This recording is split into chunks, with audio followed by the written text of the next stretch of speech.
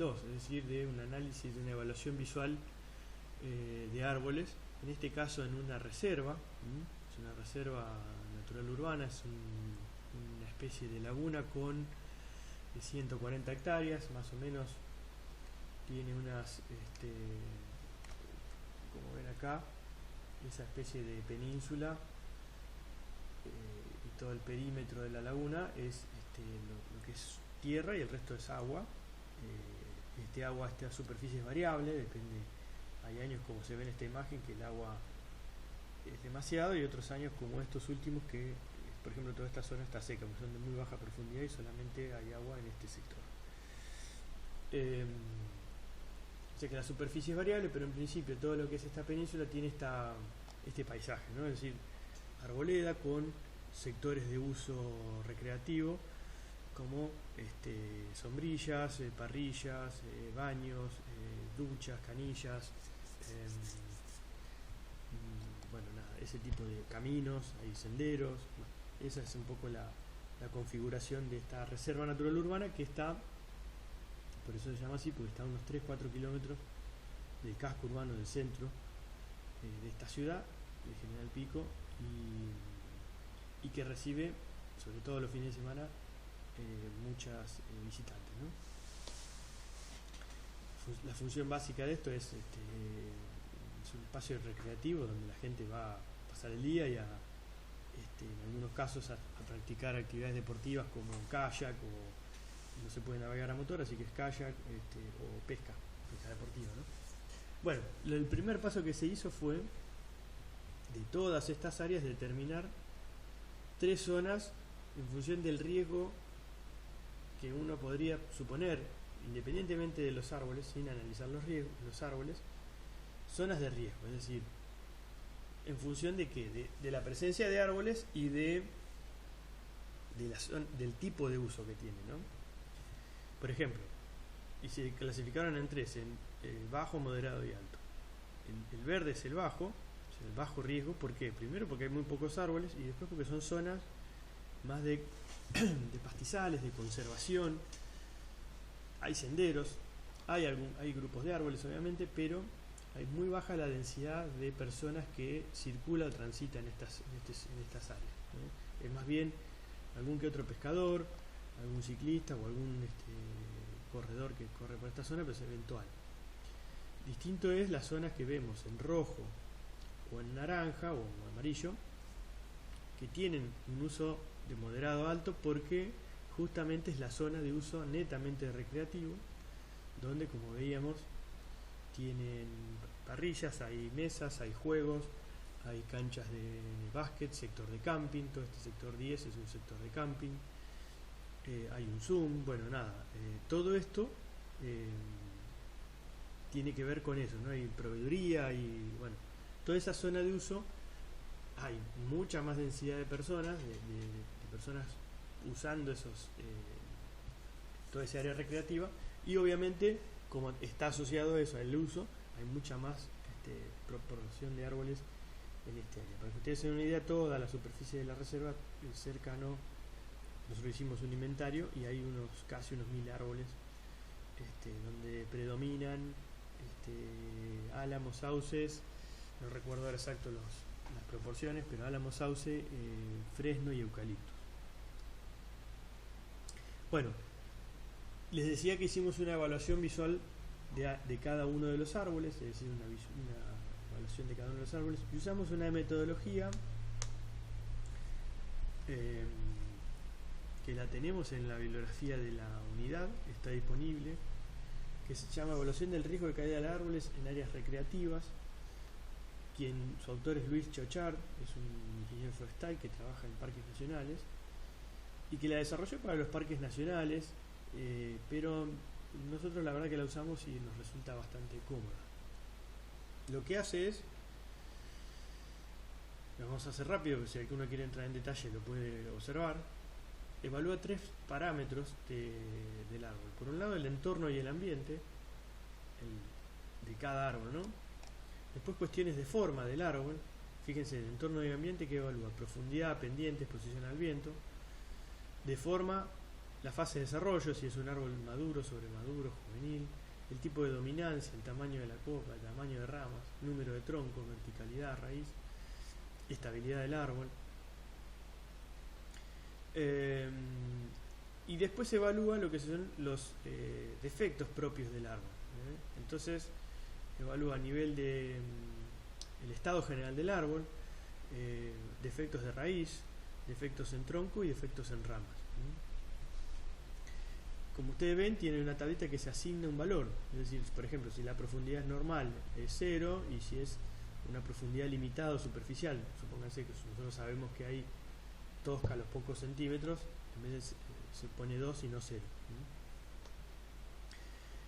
Bien, y lo que hace esos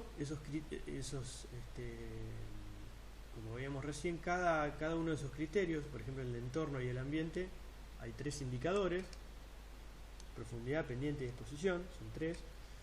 Para la forma del árbol es el que más tiene 8. Y para estados y defectos del árbol es el que más tiene, que son 5. Perdón. Y se ponderan, es decir, el entorno tiene una ponderación del 10% sobre el total, la forma un 0,3% y el estado un 0,6%.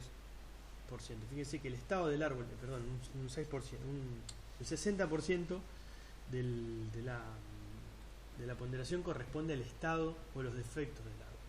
Es el que más tiene, porque justamente tanto el estado como los defectos que tiene el árbol, ramas secas, pudriciones, grietas, como vimos, son los que en definitiva de algún modo definen el mayor o menor riesgo del árbol, ¿no?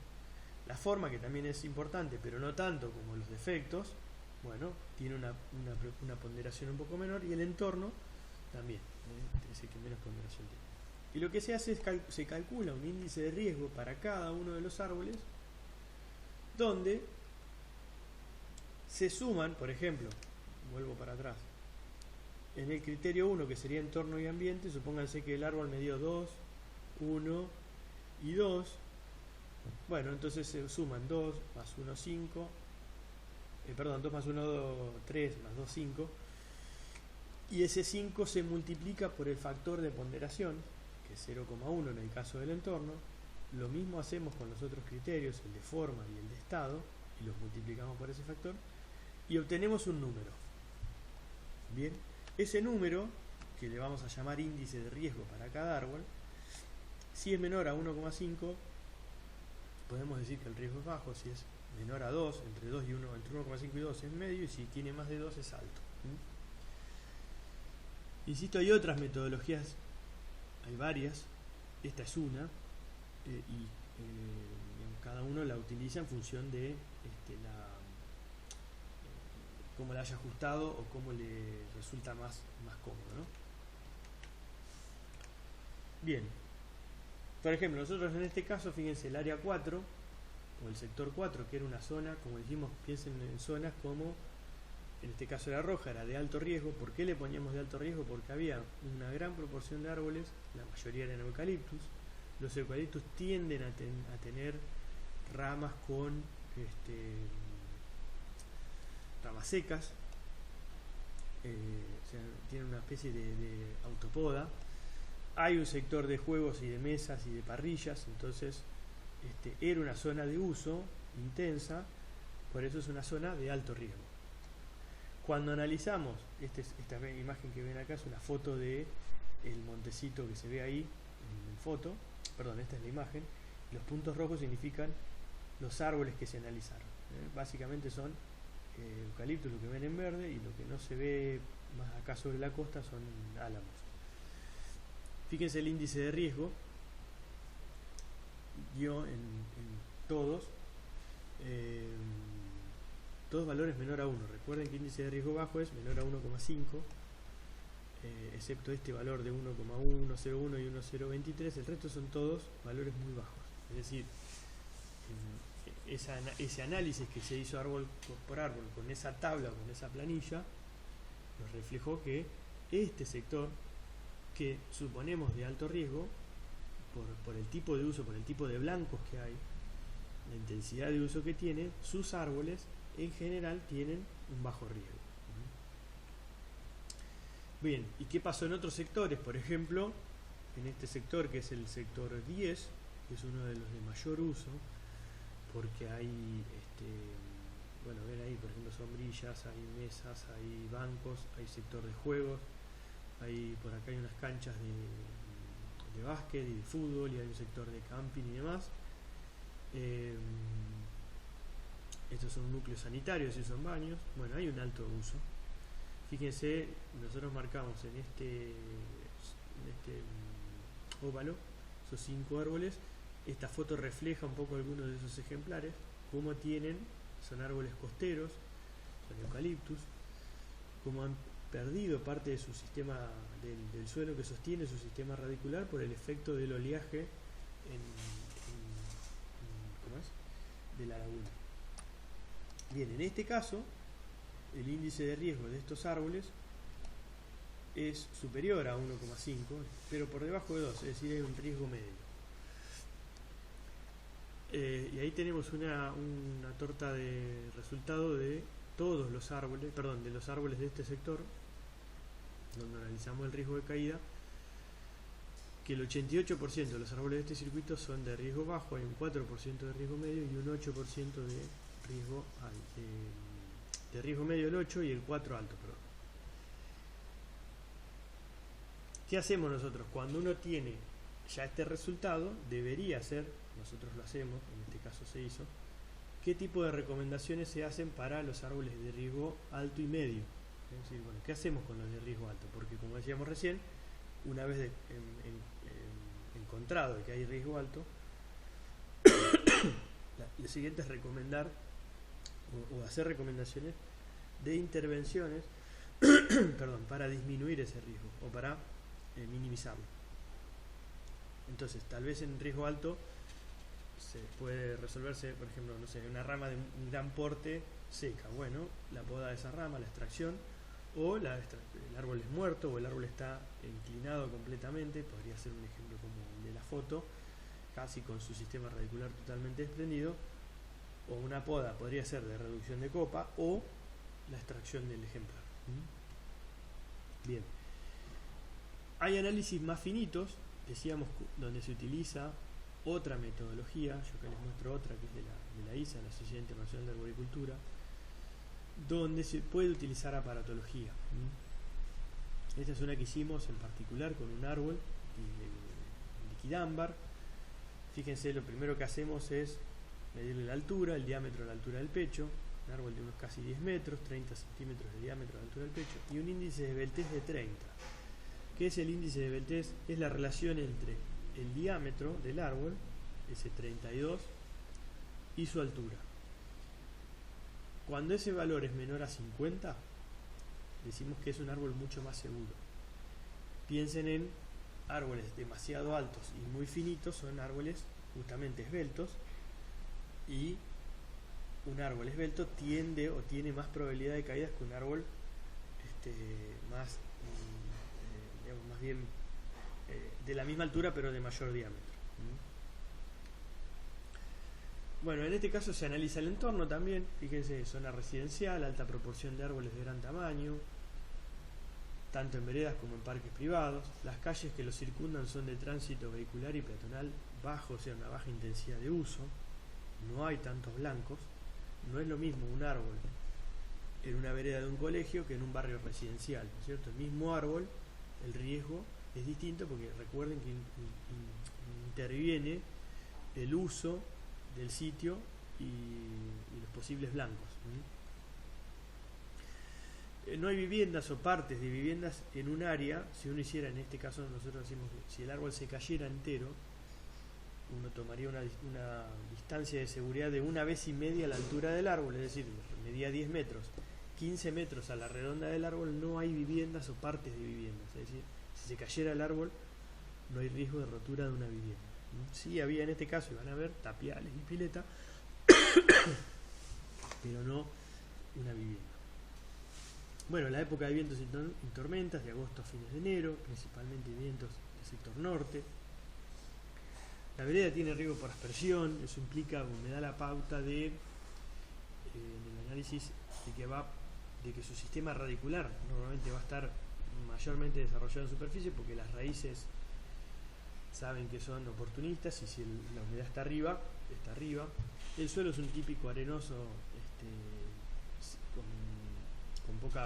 sin impedimentos de tosca en superficie o cercana. Bueno, algunas fotos del árbol del Google Earth del 2013, ese es el ejemplar.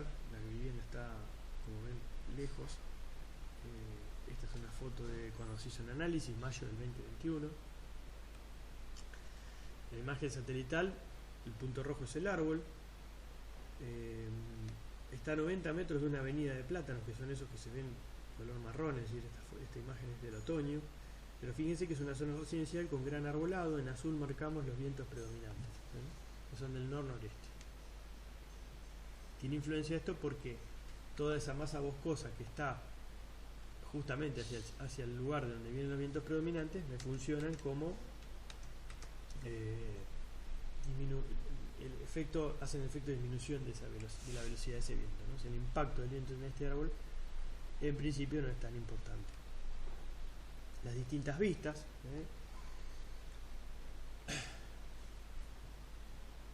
eso estamos evaluando el entorno, las interferencias que puede haber. Este es el árbol, el que vemos en primer plano es el árbol. En este momento que se hizo el análisis se había realizado este cordón cuneta lejos del árbol, pero recuerden que hay toda esta superficie verde tiene riego por aspersión. Es probable que hubiera raíces en esta zona donde al construirse el cordón cuneta se hayan cortado. ¿Qué instrumental utilizamos? En este caso, la planilla para recopilar datos, que es una planilla estandarizada para esta toma de datos. Una cámara fotográfica para poder obtener fotos de zonas que a veces no vemos desde el suelo. Bueno, un inclinómetro para medir altura, para medir diámetro. Binoculares también para observar zonas altas del árbol. Un martillo de goma, ¿para qué? Con esto por el sonido que se emite diferencial entre un tronco que está sano y un tronco que está hueco o con madera en descomposición, podemos inferir esa cuestión, digamos, si hay pudrición o no de la madera. Y por último, un taladro que me permite, con mecha que me permite, a través de la resistencia que se puede generar cuando estoy agujereando justamente o evaluando la viruta que sale, podemos determinar si hay pudrición interna o no, y la profundidad de la madera sana. Bien, se evaluaron también, eso se evalúa con el propietario, la propietaria de el antecedente de árboles, ¿no? O sea, qué antecedentes tuvo. En realidad este árbol se empezó a analizar porque cuando el árbol era joven lo chocó un cuatriciclo y quedó con una herida muy grande a nivel del suelo, y esa herida, bueno, ahora van a ver fotos, pero parece con un callo el cual parecería que se estuviera desprendiendo. Entonces la idea fue analizar eso, si el propietario estaba preocupado por la caída del árbol o por el riesgo de caída, y eso es lo que se analizó. Bien, a ver, esa es la herida que tuvo el árbol. Como ven, hay un callo que se está formando. Hay una especie de callo ahí que viene por este lado, y todo esto es corteza que se desarrolló por arriba de un callo nuevo. Esto es madera que no hizo callo y que obviamente está seguramente con algún proceso de degradación. Ven, fíjense cómo toda esta es la herida y cómo se ha ido formando callo. La formación de callo, sobre todo en un árbol joven, nos da la pauta de que el árbol tiene una buena respuesta de su sistema de respuesta propiamente ante heridas, el CODIT, la compartimentación. Así que eso se toma en el análisis. Bueno, no es lo mismo si esto hubiera sido con un árbol de 70, 80 años y tal vez con una situación o condiciones distintas de estrés en el árbol. Bueno, ahí se ven grietas, como ven, propias de una madera que está en pudrición, que no tiene resistencia mecánica.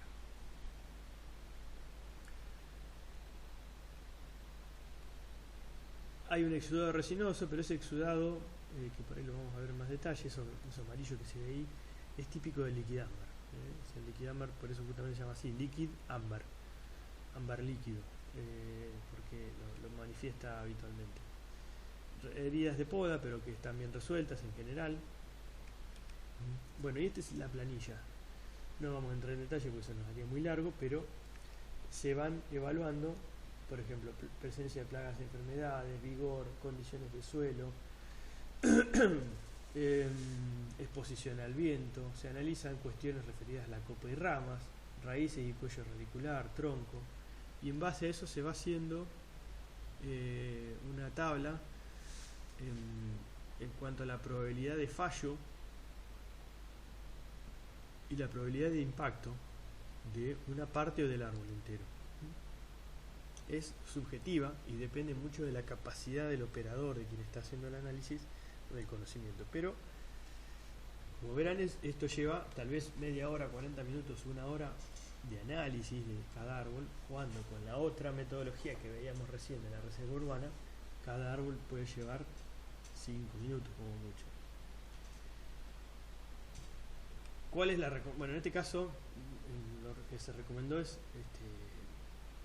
realizar revisión de tronco, principalmente de las grietas de madera muerta de la herida, luego de tormentas o de vientos fuertes, y realizar este análisis nuevamente a los 2 árboles, cosa que bueno, no se hizo, pero lo importante de esto es que este tipo de metodología, que es mucho más exhaustiva, lleva más tiempo, no debería hacerse a todos los árboles, pero sí la que vimos anteriormente, hacerla, por ejemplo en la reserva, que decíamos 1000 árboles o casi 1000 árboles, hacer la otra metodología para esos árboles, y si yo encuentro árboles de alto riesgo, como vimos que eran, vamos a decir, un sector que vimos recién, el 4% era de alto riesgo, bueno, tal vez amerita que a esos árboles, ese 4%, le hagamos este tipo de análisis más detallado. Pero bueno, eso es un poco el resumen de lo que es la valoración y la evaluación de riesgo en árboles.